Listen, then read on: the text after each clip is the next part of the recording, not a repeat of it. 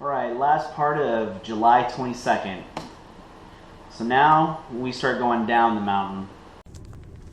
This shit is unbelievable.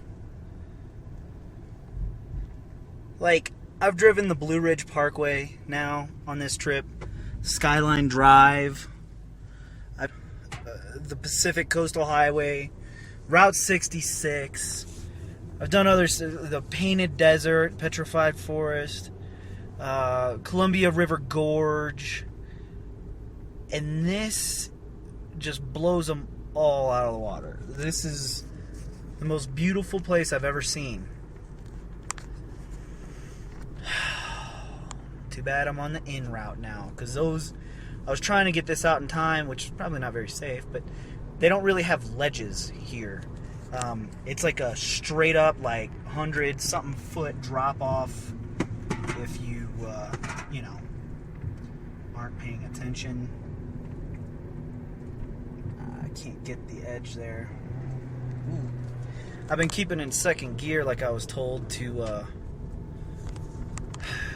not use my brakes so much.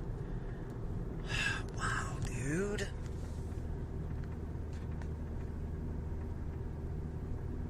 Unbelievable. What? There's so many lakes up here. I mean, I'm sure it's all snowmelt. I mean, that makes sense. Insanity. Alright, I'm going to show you the road where I'm going to be eventually.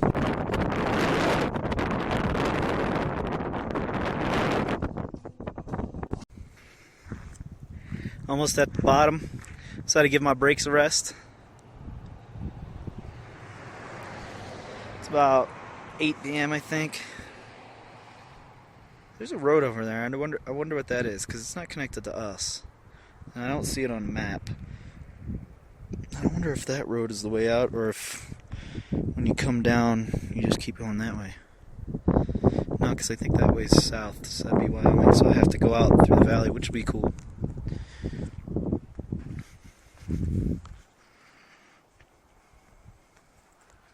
Pretty awesome. My car is actually off right now. I shut it off because I still got power steering apparently.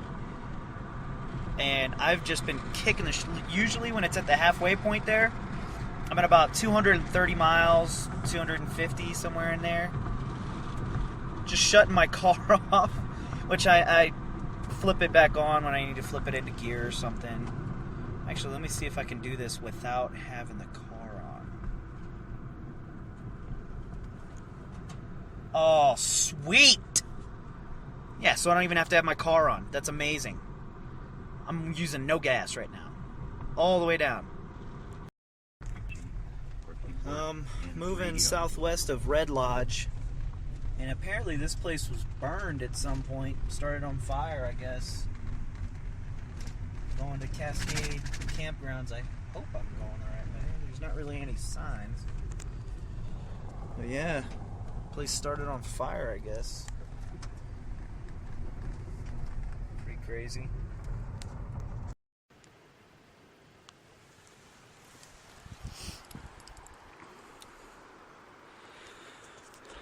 That's all burned down.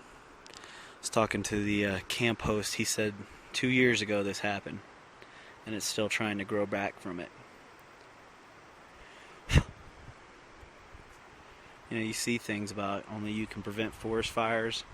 It doesn't really sink in how much damage that is. I mean, it goes all the way up to the top of that hillside.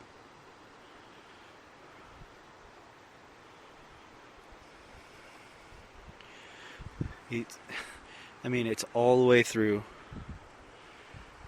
all the way up. I know it's probably too dark. Let me see if I can. Yeah, it may be too dark. I don't know. But it's burned all the way up. I mean, between avalanches and fires, like, it's amazing that there's any trees still standing here.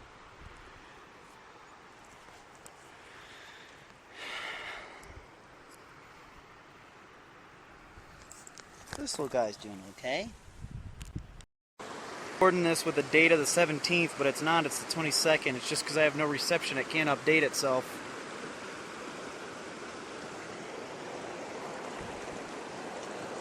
Toe shoes.